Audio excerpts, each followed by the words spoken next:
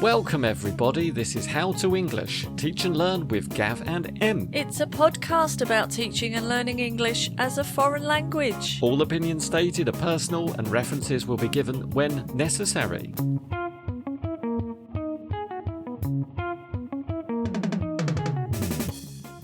Hey. B. That didn't make any sense. Sorry. Em, we are back in the pod room, speaking pod language, and today's letter of the week is B, episode 2 of Gav Em's How to English TEFL pod. I'm still laughing about hey, B, C, like you've rewritten the alphabet to start with hey. I've just dropped a bit of paper. Oh, thanks, Gav. Yes, so everyone, welcome. Em, are you ready to start? I am. Because everybody's ready to listen or follow on the transcription. Good. We are ready. I am ready. I just had a slight mishap. And where is that transcription, you're asking? Em, you can find it on our website. You can find it on our YouTube channel. It's in Spotify. There's a link there. Just go and check it out. If there's any words you're not completely sure of, just have a look at the transcription. Yes, brilliant, Gav. It's all there. Would you like to explain what we're going to do today, Em? Well, I explained it last time, but I can explain it again. We are TEFL teachers in the EFL world, and we are going through the A to Z of EFL. And we started last episode with A, and now we are going to do B.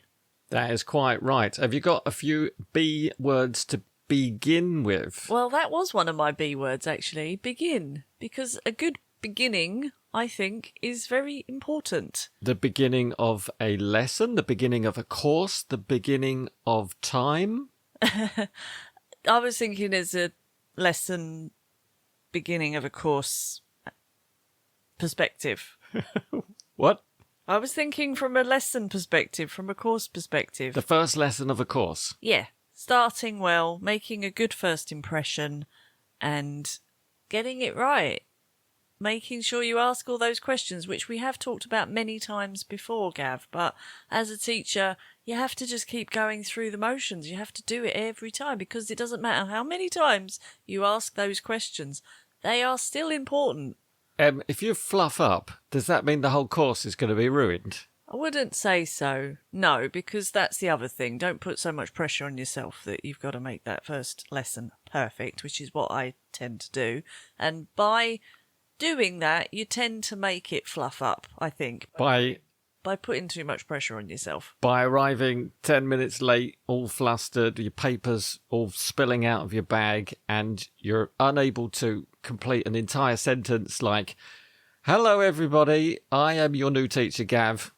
Yeah, well, that I think is debatable, because you've got time to prepare and you should get there on time, and maybe on the first day get there a bit earlier or set off earlier than you would normally.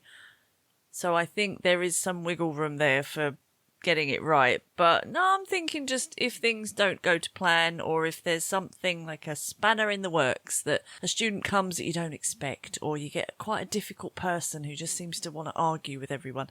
Those are the things you can't predict. You can't be sure about. And if that happens, you can't beat yourself up about it too much. You can get back on track. There's a lot of B's in there. Yeah, I'm Beat trying. yourself up, Trying. back on track. That's right. Yeah.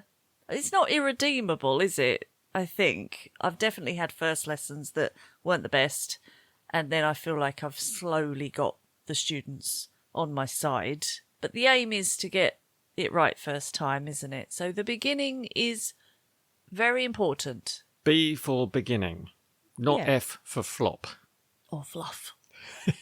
Don't want any fluff ups.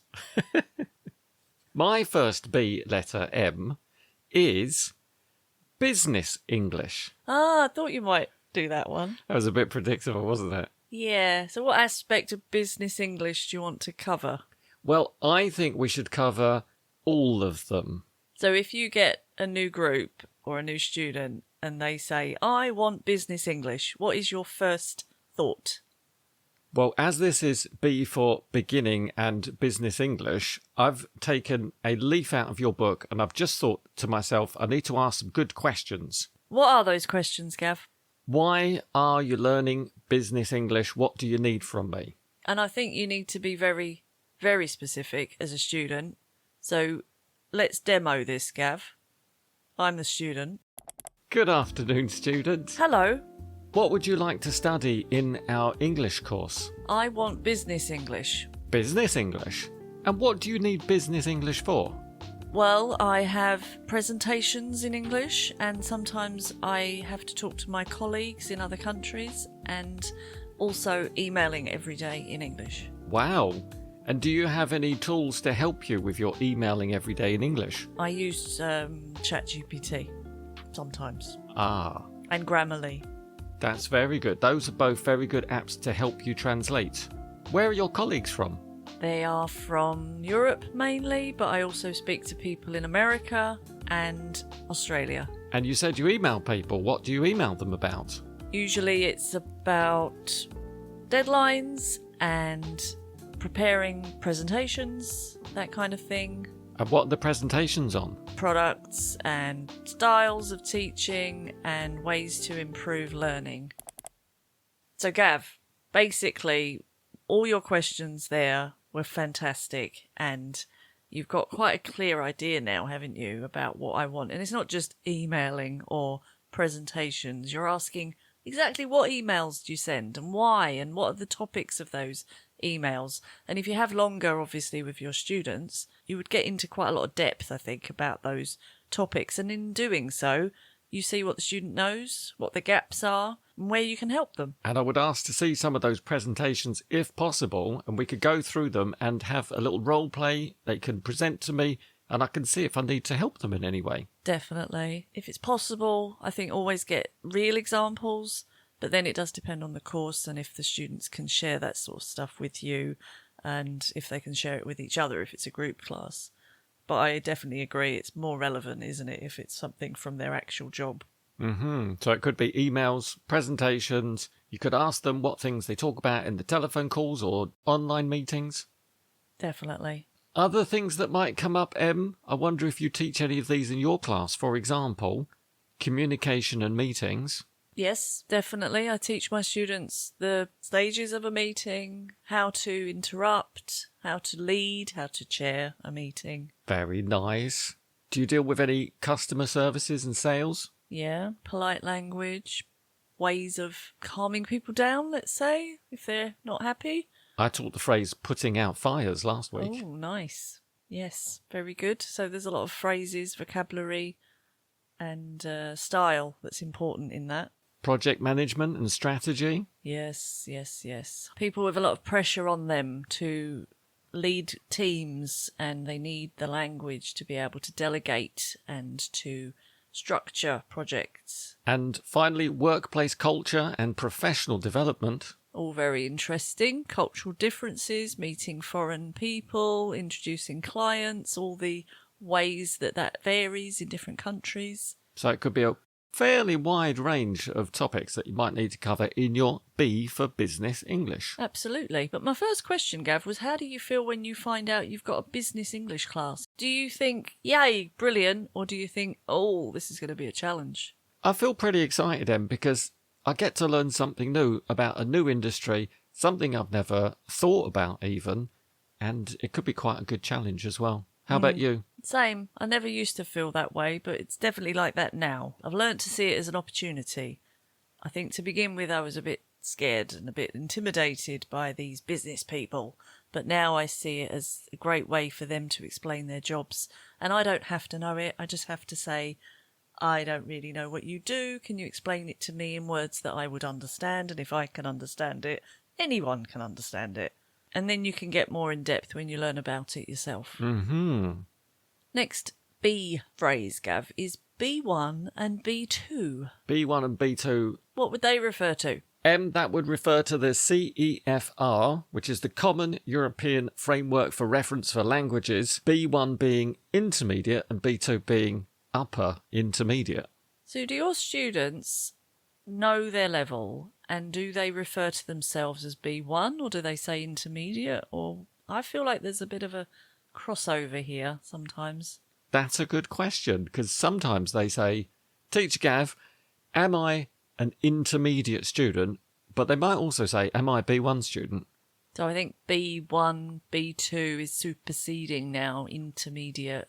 And what would it be? Intermediate high and intermediate low? I think it's divided into 3 stages, B1.1, B1.2 and B1.3, for example. Okay, so each of those 2 stages is divided into 3 stages. As far as I know. Oh, so that would be the equivalent of intermediate, low, medium, high. Something like that, yeah. And B2 refers to upper intermediate in the same way. Another 3 categories there. Bit more punchy, isn't it? B1, B2.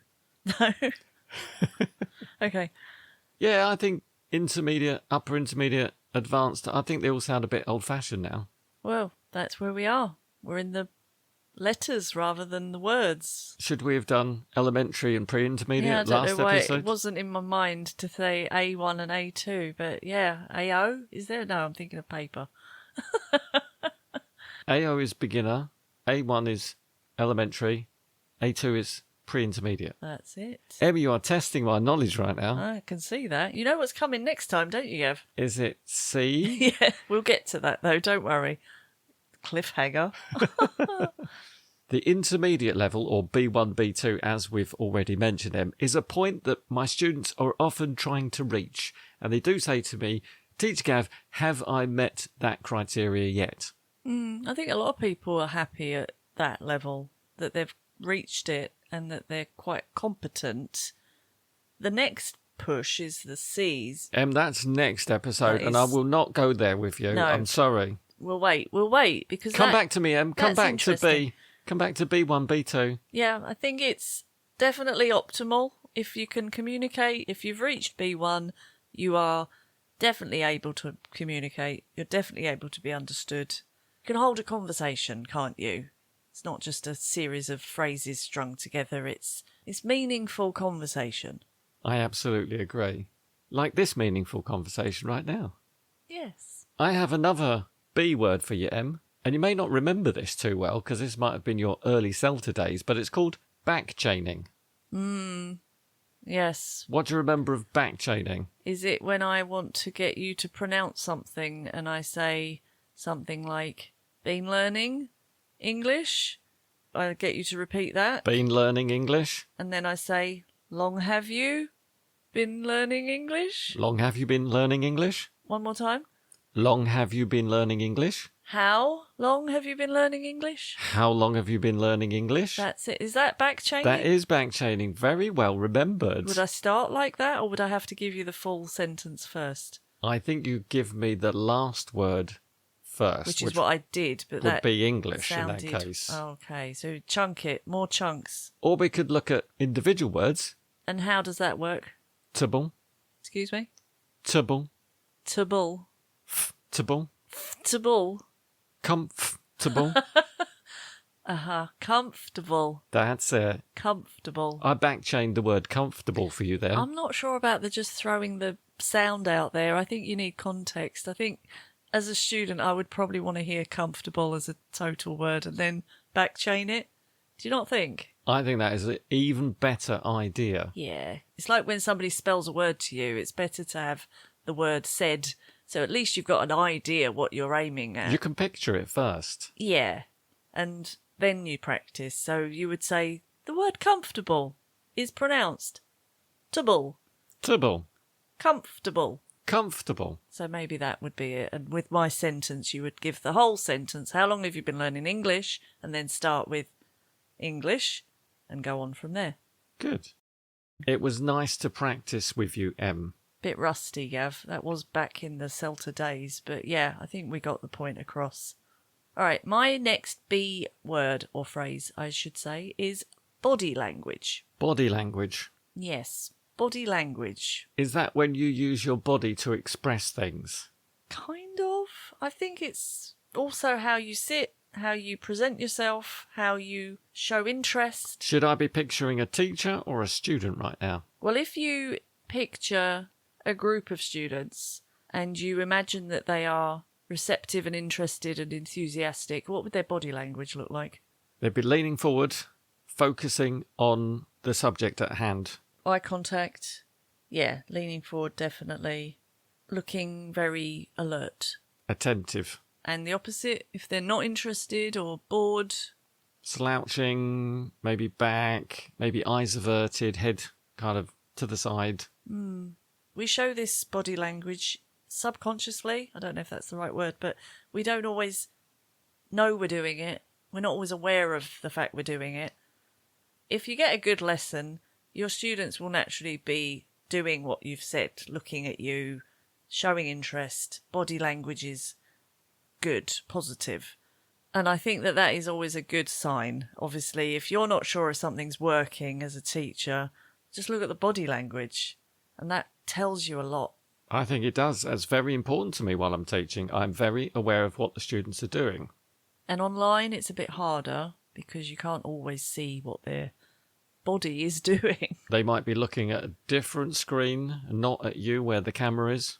Yeah, but I still see signs of it. If you've got a lot of students, I think you can see if they're laughing at the right places or they're nodding at the right places or they look a bit confused. It's a bit more subtle online. Sometimes I just check if they're listening by talking about pink dragons and stuff. Just, put it in there. I was at the supermarket and I saw a pink dragon. In the freezer section? Yeah. If you see people look confused, you know they're paying attention. If they are just smiling in that sort of glazed way, you know they're not paying attention. It's always a good test. I did say to my student, "Are you listening?" And they said, "Yeah, I was just checking that word you said." I felt really bad. They were uber listening. Yeah. That's a different thing, isn't They were it? double checking me. Yeah. Well, that's good too. So that just shows that body language isn't clear, really. I mean, you can get an overall idea, but... Should we abandon body language then? Well, it's a big topic, isn't it? I think it's best to check if somebody's looking like they're not paying attention. Just politely say, well, are you busy? Do you need a minute? Are you checking something? And then they can say, no, actually, I was just checking what you said. If it's a group class, you can say, "Did you hear what student thingy said? It was fascinating, wasn't it? How do you feel about it?" Ooh, put them on the spot.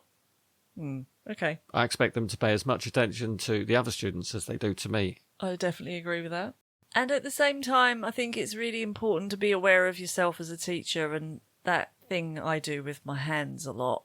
I find it quite distracting for my students. Do you find that they're looking at your hands rather than looking at your face? Yeah, I should say what I do with my hands because it's not clear, is it? I'm kind of moving them around a lot and gesticulating and trying to get my energy for the story into my body. But I think students sometimes just want to listen and not look at you doing this weird mime thing, with the hands everywhere. So I do sometimes when I'm teaching just sit on my hands. Oh, okay. Keep them still. That's a nice tip. If you're a little too gestural. Yeah.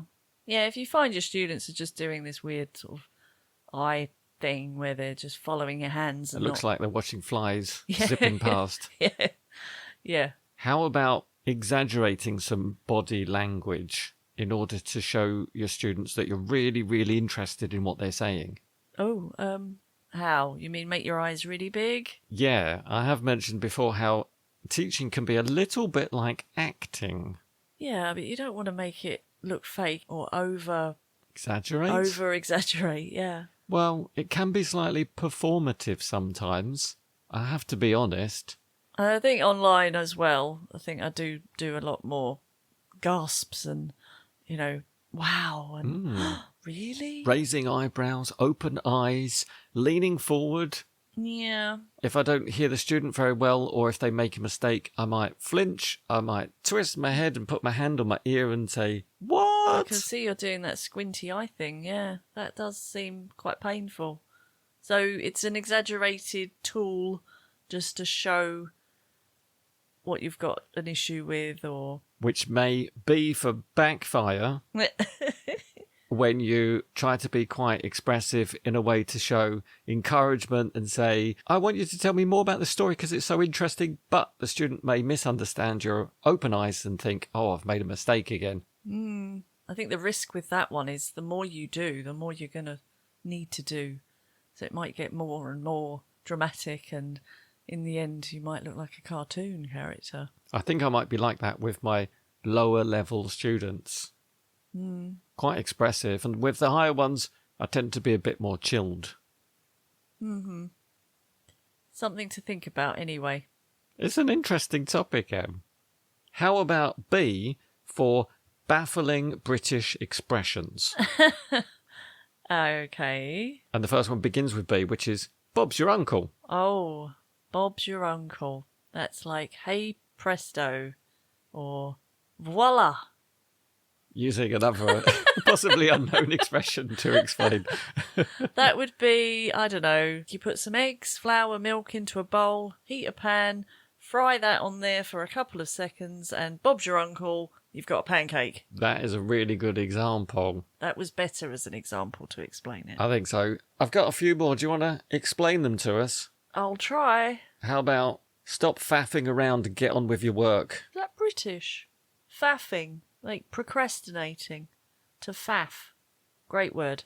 Wasting time on unimportant things, Em. Yep. How about your student says we planned a smooth launch for the new product and then suddenly it all went pear-shaped? Well, that's a bit like Pete Tong, isn't it? All went a bit Pete I'm Tong. not sure even British people are going to know what you're talking about there, Em. Yeah, they would. Certain age would. Pete Tong, Cockney rhyming slang for wrong. Ah, Pear-shaped is the same. It all went a bit wrong. It all went a bit... I don't know why pears are bad. do you want to Google it? Pears, like the shape of a pear, it's bigger at the bottom than it is at the top. I always imagine it as a kind of pipe, and there's everything flowing through the pipe, and then there's some sort of blockage, and everything starts to collect at the bottom and become kind of a horrible amorphous blob. Pear, like the fruit pear. Yeah. Ah, so it starts off fairly elongated and straight and smooth and narrow, and then just goes blurp. Yeah, it's that shape of blockage and badness and ugh. I never thought of it. I always imagined it was like an apple, but it was just the wrong shape, so it was a pear shape. It's got all wrong. That's really weird that would be your idea. But yeah, pear-shaped because it's bottom heavy. Irregular. Well, I mean, I think the problem is the bottom heavy thing. It's just not where you want things to be, is it? Apparently it's very fashionable these days, but let's keep moving. I wasn't going to go there. So yes, what else? I've got an example sentence with this one too. We were ready to sign the deal, but last-minute legal issues threw a spanner in the works. I think I said that at the beginning of this podcast. When you plan a really good lesson and then there's a spanner in the works. Yeah. Imagine, you've got a really well-run machine. Well-maintained, it's oiled. all running perfectly. The cogs are turning. And then you just throw a spanner in there. Well, I don't think you did it purposefully. I always imagine it is purposefully. That's really weird. Yeah, whatever. Accidentally, purposefully. It's not going to run smoothly after that, is it? It's going to have some issues. It would certainly disrupt your progress. Our last one, M, of these baffling British expressions must be this one, and I do still regularly teach it to my students because I just can't think of anything better but to say it's not my cup of tea. Oh, I love that phrase. It's just my favourite idiom. Not my cup of tea is not my favourite thing. Or not my thing. Well, we certainly know what your favourite thing is, and it is a cup of tea. So anything that's not a cup of tea, I guess, is not your cup of tea. A cup of coffee is not my cup of tea? Then that's really confusing. But that's the point, isn't it? I'm just not into coffee. It's just not my cup of tea. Did I mention coffee? ko-fi.com/how-to-English-pod, one word. And why am I saying that, Em? Because followers, if you enjoy this podcast and you would like to give us a little bit of encouragement, go to coffee.com and purchase us a beverage. Looking forward to it. That is my cup of tea. I guess, Gav, we have to mention the big B word. The B word of all B words when it comes to English learning. The one thing we haven't mentioned, which is the elephant in the room, because it's B for books. Books? What kind of books? Books for study, books for teaching. Students' books, Student dictionaries. books, teachers' books, dictionaries. Books, do they still have a place in the EFL world? Or is everything just going to be online? ChatGPT, some kind of intravenous solution. What is the future of books, Gav? I thought we might get through this episode without you mentioning AI at least 10 times, but I was wrong. Apparently, books have a very important place in learning English, Em. How's that, Gav? Because my students asked for a book. Well, then you have the evidence that they are still relevant. If your students are actually asking, you didn't mention it. You didn't say anything about a book. Well, I'd said, how's it going? Are you enjoying the course? Is there anything you'd like to do? Would you like to try a book? You did say it. Yes. Okay. How did that come up, Gav? Well, new year, new course, lots of new students, and I thought, let's have a quick chat about what their plans are, what their hopes and expectations are for the future course, and it came up naturally like that. So they actually said, we would like a book, but you have to choose it as the teacher. You need to say which book for them. They gave that to me. I said, I've got a couple of books in mind. I'll show you some of the chapters in our next lesson. And we had a quick look and they said, let's do this one. Right. So, of course, books are relevant. Of course, we love books. Course books or of course books? Of course, we love course books. I love books. And I love that they're reissuing old books. There's new editions every couple of years. I'm always overwhelmed by how up-to-date English course books are. I think by the time you've learnt one, they've published a new one. That's right. You finish the course and there's a new one for the next course, practically. So it's amazing. The resources are great. The communicative activities in those books are always really relevant to the chapter you've been studying. They're on point, and you can also get a nice bit of audio. Absolutely. The quality of the audio is getting better. There are video links. I just think a book is brilliant. It can be. Yeah. Obviously, you got to make it something. You might have to bring it to life, Em. Yes. But that's a separate topic. We're just talking about books as a resource, and they are great. They are. And I wonder what AI will do with books in the future. Yeah, maybe. You want to mention that, do you? You want to get into that? Okay. Em, do you remember we've got a final tip of the episode to give to our teacher and learner followers? I do now, Gav. I'm just scanning my list for something I haven't mentioned yet. Well, I've got one final topic, which is bogus, because it begins with B, bogus language learning myths. Oh, okay. Are you going to debunk these myths? Well, as far as I can, and remember, opinions are stated of which they are simply mine. Personal, you mean? That's the one. Okay. For example, sleeping with a textbook under your pillow probably, I'll have to say probably, won't help you learn a language. It might give you a neck ache. It might do. Oh, I haven't heard that one before, but right. What else is on your list of myths? Let me read them out to you. For example, adults can't learn a new language as well as children. Oh, no. You can teach an old dog new tricks. Yes, that's a good expression in English. Well, it's the opposite usually. You can't. But I'm saying the opposite. You can. I agree with you. I think that you can learn languages at any age, although children may be a bit faster. And of course, they've not got a full-time job, but you still can fit in a few hours of learning during the week. Absolutely. And I would argue the point, because all a child has to do really in their day is play and learn the language, sleep a bit, eat a bit. But they're not multitasking, are they? They're not juggling, a job and kids and other things. So maybe if we all had the same sort of time as a child, we would learn quite quickly. That is quite possible. Well, let's hope that will happen to us in the future. What, we'll go back to being like babies? Is that what you're saying? Well, we just might have a bit more free time. Okay. Yeah, and I like those toys where you have to put the round peg in the round box. Oh, I could never do that. How about you need to live in an English-speaking country to become fluent? Oh, yes, definitely a bogus. Are these tips or non-tips? I don't. What are we doing here? This is like an anti-tip. Yeah, something like A that. tip that is not a tip. So, yes, I don't think you do. I think you can learn perfectly well anywhere. How about you must have a language learning talent to succeed at languages? What would that mean exactly? What is a talent? Well, some people are just good at learning languages, Em. This is what my students tell me. They just say, I'm just not very good at learning languages. Yeah, it helps, obviously, if you are that way. So you think the bogus language learning myth is in fact true, Em? I didn't say that. I just think that there are certain aptitudes that people are generally more focused on, and that means they get better at. Or maybe they do just find it easier, and that means they get better at it. I don't think that we're all equal in terms of what we can do well and not well. I think there are definitely people who are better at some things than others. But I just say to students who say I'm not good at English or I'm not good at languages, well, that just means you might have to work a bit harder or spend a bit longer at it, but you will get there.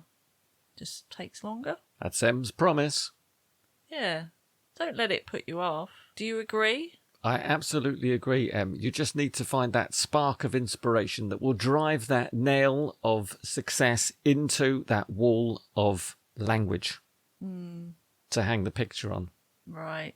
My final bogus tip is that grammar must be perfect before speaking, Em. Yeah, no, I don't agree. You don't agree with that? Don't agree at all. That's bogus. That is bogus.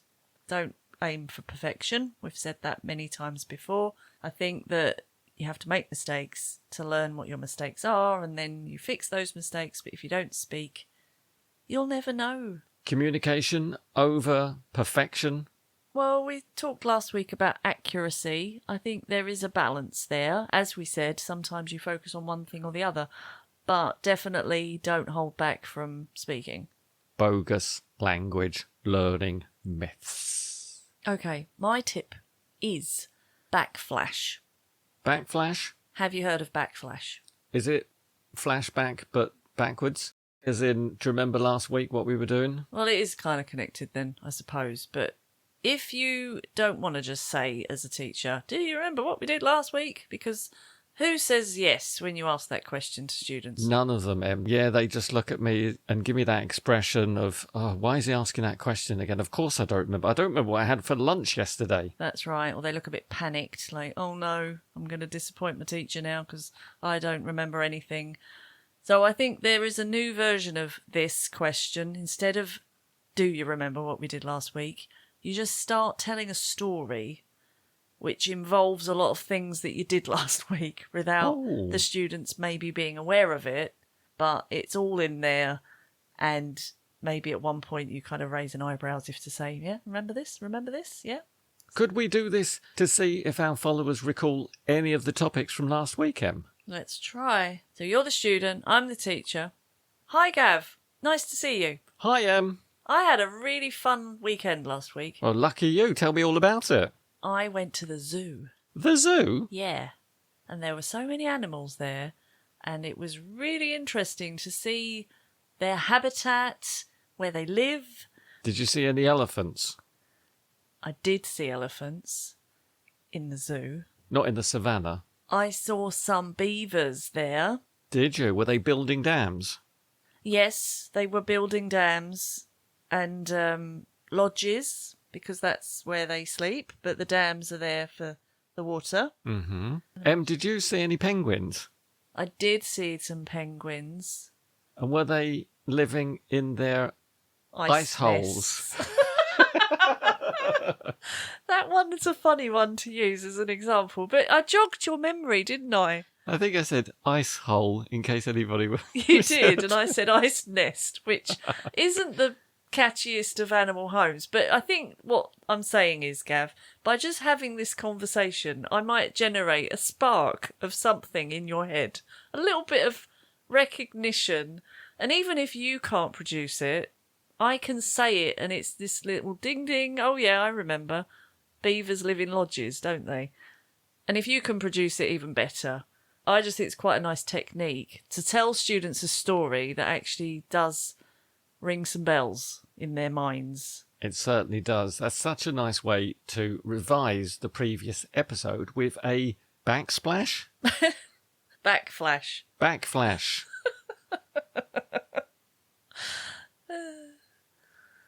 Antarctic penguins have no nests.